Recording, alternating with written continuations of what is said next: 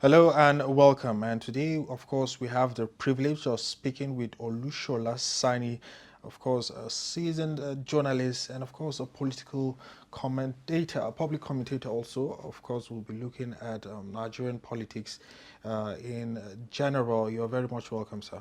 Thank you for having me. Okay. Now, before we go deeper, I would like to understand what are personally, your pers perspective, let's say, regarding the Nigerian politics, how it's turning, where, of course, we're having the collaboration, we're also having the news of having a one-party system. You listening, or let's say waking up in the morning and hearing about this, what are your thoughts? Yeah, thank you. If you must understand the point where our politics is at the moment, we need to go back to the basics of how this republic began. This current republic we are experiencing, this democracy we are experiencing at the moment, is an outcome of a long-fought effort to take the military back to the barracks and bring civilians to the business of governance. And the primary factor in that is to make sure that the people have what we call the dividends of democracy. It is such a bad narrative that 25 years down the line, our democracy has not been able to achieve that goal of uplifting people from economic ruins into an era of prosperity. And we have had a series of political parties coming on into the stage. And it is more unfortunate that it has even been more crunching, more horrific under the last decade or so that we have what we have now, the APC, and more especially worse under this particular president. Okay. Now, so for the fact that you're talking about APC, I want to believe you are with PDP. Nope, not necessarily. I'm not a politician. I'm just a public affairs commentator. So PDP too also. I mean, politics is what politics is. APC wouldn't have come if PDP had done well. So PDP's failure gave us the era of APC. And if you ask me, the two of them, have they done well? And not so especially, no. Okay. Now, don't you think with you made mention of the fact that the current administration is not putting it so well? Don't you think it's something that anybody who is in, of course, in his shoes or in his seat right now will be something that anybody who is there will go through? It's something that it should be a process, not something that we expect an immediate result. Don't you think that is the case, regardless of who is on that seat? No, I would not take that. And the reason why I would not take that is because even the president himself, President Bola Ahmed Tinubu, when he came on board, he described the initial pains as baby steps. Baby steps. So the question therefore is, how long would it take for your baby to start walking? In his own case, it gets worse. I mean, he just did 2 years. Let's at least give him like 3 years and see what happens. Or let's wait till his tenure finishes. If it wasn't good enough, then don't you think we should at least... There is a saying in Yoruba, Okay. that says that your sight, if it take you to your old age, you know from its effectiveness at your young age. Okay. At 2 years, if there's any good ahead of Tinubu's government, I mean, we should feel it. We don't feel anything. What we feel is the heat of his bad administration. So, Who do you think will have done better then? what would he have done better? I said, I who do think you think could have done better? that he could have done better. Who could have, Who do I think yes, could would have have done done better? better of those that vie for that That, seat? that would have been, that in the context of now, it would be an hypothetical question. I cannot answer it to say this person or that person would have done better. Okay. But I know for a fact that uh, of the three of them who contested for president at the time that he emerged as winner, they all almost articulated the same policy proposals. What we have in divergence is the methodology of approach to how they implement those things. Whereas it came on board to say that subsidy on petroleum products ceases with immediate effect. We had, for instance, the runner-up in that election, which is His Excellency Atiku Abubakar, who said, okay, yeah, subsidy goes, but in phases. If you put that side by side, the outcomes would have been different. The same objective, same policy objective, but different approach, and the outcomes, policy outcomes will have been different, yes, substantially. We also have a Peter Obi who said, okay, he was going to focus more on productivity, and what that, if you can put elements into that argument, we can say, okay, we may be looking at the president who says, okay, while I take away the subsidy from petroleum products, I'm pushing economic rejuvenation. So also potentially the outcomes would have been different. But in this particular instance, what we had and still have is a situation where the leadership took with both hands, where it should have been give and take. Okay. All right. Now, it's good that you mentioned the three that were ahead during the last general elections. Now, there is that possibility or news going around about a merger between, of course, Atiku and Peter Obi, just so that they could stand against him in the next coming general elections. Peter Obi came and was like, he's after what will sort hunger and he's not actually having or looking at any particular seat for now. What are your thoughts regarding that? Yeah, I think two ways. Okay. The first is that when you go into an election, you have to look at the concept of that election and see where you had pitfalls and where you had advantages.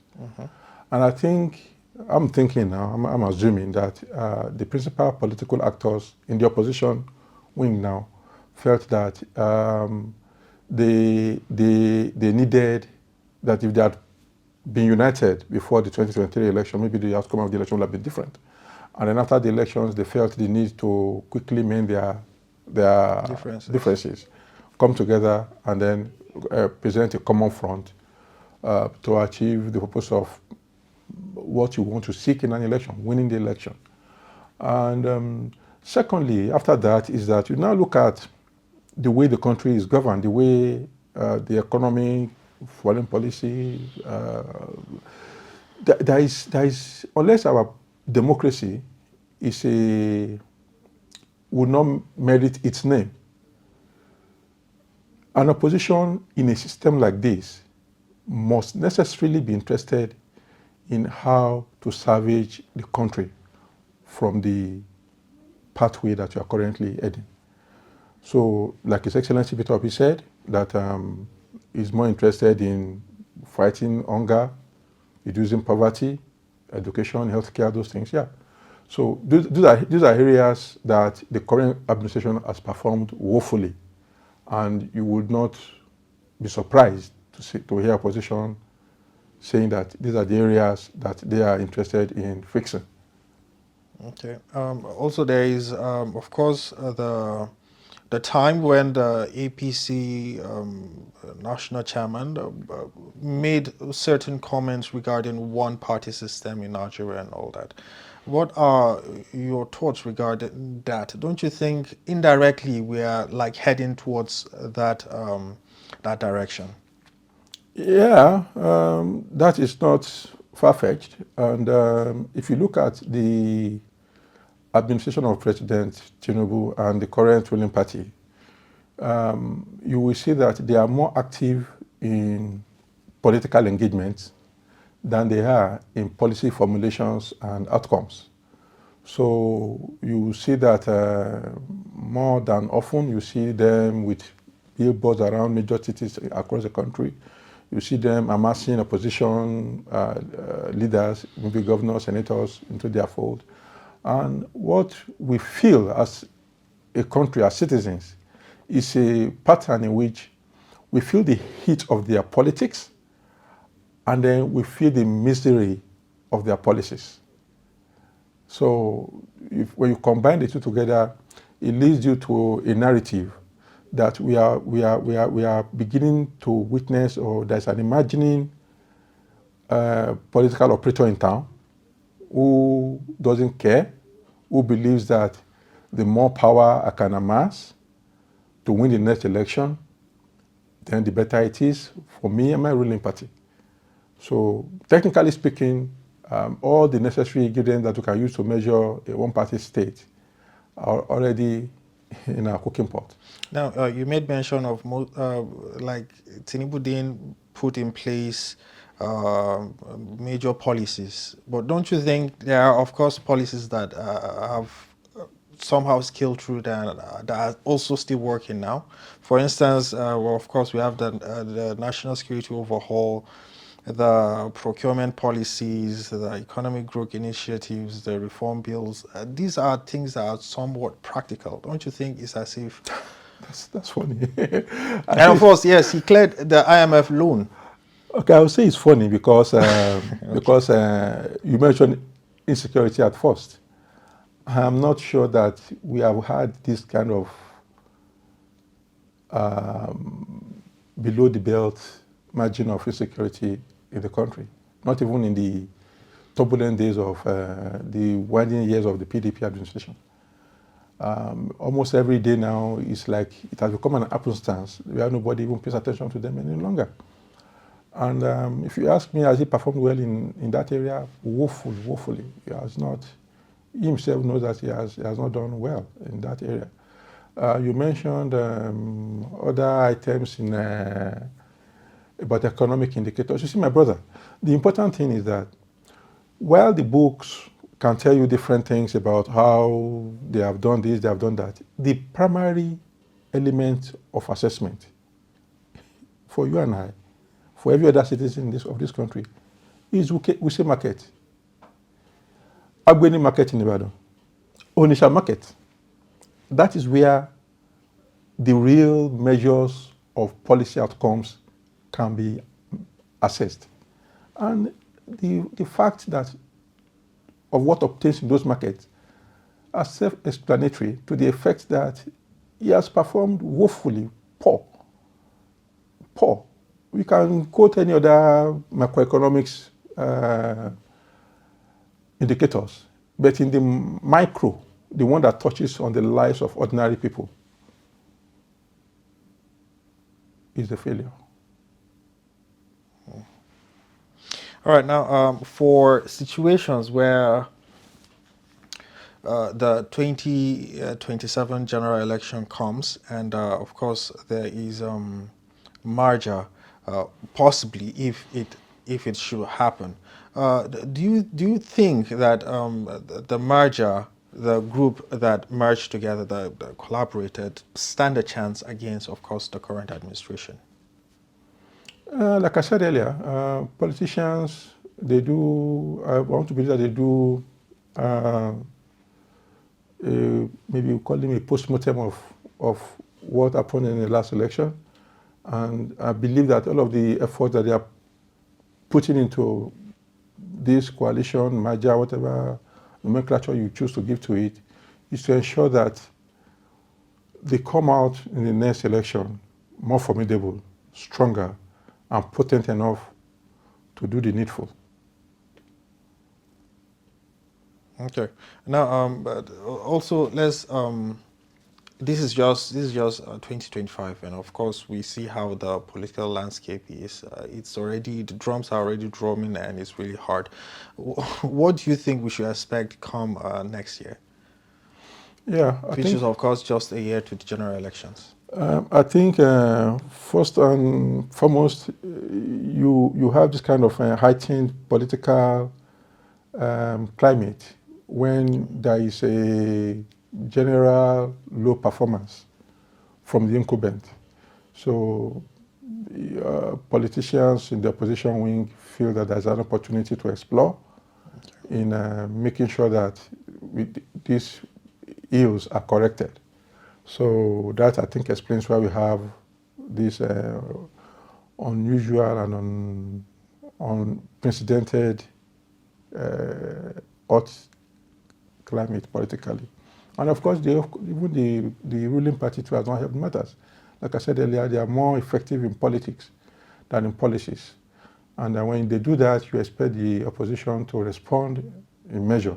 And that is where we have this current tension, quote unquote, in place. What do we expect next year? I think we expect more clarity from the opposition politicians, because it's not enough to say the current administration is not doing well. What the Nigerian people are expecting is a brand new policy initiative that can reconnect with the masses. So I want to believe that next year we'll have more of that policy information and information analysis. I believe that guys like you will get more busy at that time to engage and interrogate policy proposals from both sides. So that's what I anticipate for next year. We are going into a year where we have to interrogate political options and policy options from the various political parties that may be on the field of play. Okay. Also, for the glitches that we usually have, of course, that people are complaining, this one is not working, that one is not like the administration, this current administration is not buckling up or standing up to their responsibilities. What measures do you think should be taken, of course, to make sure that these things, of course, have been sorted out? Yeah, I think the most important of all the measures that need to be taken is consultation. Do you think they've not done consultations? If they have done it well, the outcomes, like I said, will have been different. Because, you can only gauge policy players by the outcomes of their propositions. There's no other metrics of doing that. It's the outcome. The outcome speaks for itself.